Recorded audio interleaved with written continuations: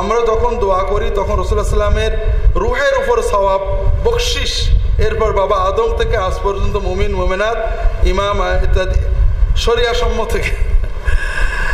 আসলে আমি শরিয়া বলতে সুন্নাত বুঝি। দোয়ার পদ্ধতিতে রাসূলুল্লাহ সাল্লাম সাহাবীগণ এইভাবে দোয়া করেননি।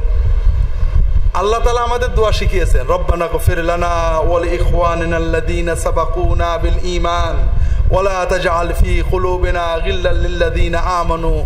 শিখাননি? এর চেয়ে সুন্দর দোয়া তো হয় না। আল্লাহ আমাদেরকে মাফ করো, আমাদের আগে যারা চলে গেছে মুমিন মুমিনাত সবাইকে আল্লাহ মাফ করে দাও, বললে হতো না?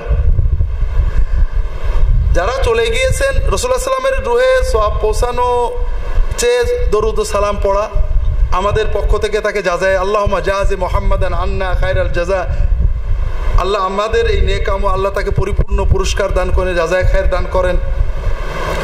সাহাবী তাবেঈন যাদের ওসিলা আমরা ঈমান ইসলাম পেয়েছি তাদেরকে আমাদের পক্ষ থেকে জাযায়ে খায়ের মাগফিরাত দান করেন, রহমত দান করেন, সাদাকায়ে দারিয়া দান করেন। আমরা মাইয়্যিতদের জন্য মাগফিরাত, রহমত, সওয়াব, মর্যাদা ইত্যাদি দোয়া করব, এগুলো হাদিসে পাওয়া যায়। সওয়াব বকশে দেওয়া এটা মূলত একটা উদ্ভট কাজ। আমি নিয়ত যখন প্রথম কথা হলো সওয়াব বকশে দেওয়া যায়, এটা হাদিসে নেই। দান এবং দোয়া হাদিসে আসছে। আমি কোরআন পড়লাম,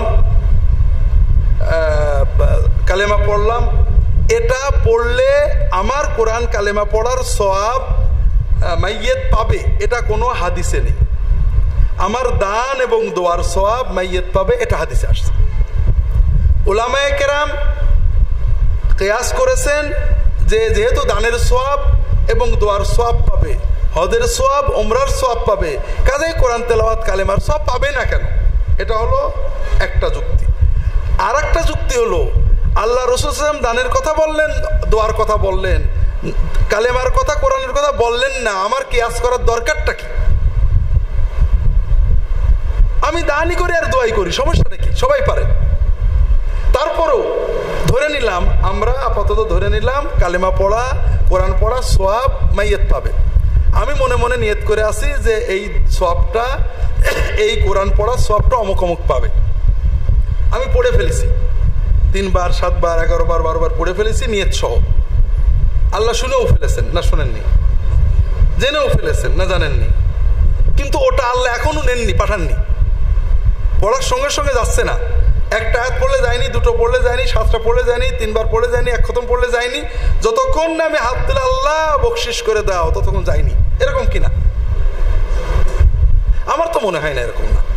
বরং আমি যেটা পড়েছি, যেটা গেছে, আমি একটা দোয়া করবো, আল্লাহ আমাদের আব্বা আম্মা অমুকদের তমুকদের মাগফিরাত দেন, রহমত করেন, তাদের নেক আমল কবুল করেন, তাদের গুনাহগুলো মাফ করে দেন, তাদের মেহমানদারি সুন্দর করেন, দুনিয়ার বাড়ি থেকে তাদেরকে উত্তম বাড়ি দান করেন, দুনিয়ার পরিজন থেকে উত্তম পরিজন দান করেন।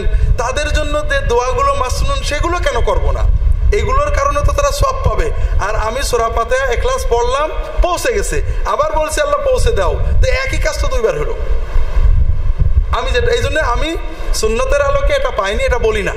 আমি দোয়াতে বলি, আল্লাহ আমি যখন সূরা ফাতিহা পড়ি, সূরা ইখলাস পড়ি, দরুদ শরীফ পড়ি, দোয়া কবুলের জন্য।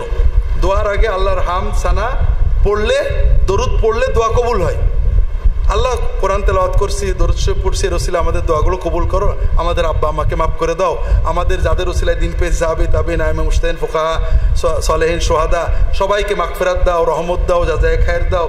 আল্লাহ অমুকের জন্য দোয়া করো। আমরা দোয়া করব, আমরা নতুন কিছু সংযোগ করব, পুরনোটা বারবার চাবাই লাভ নেই।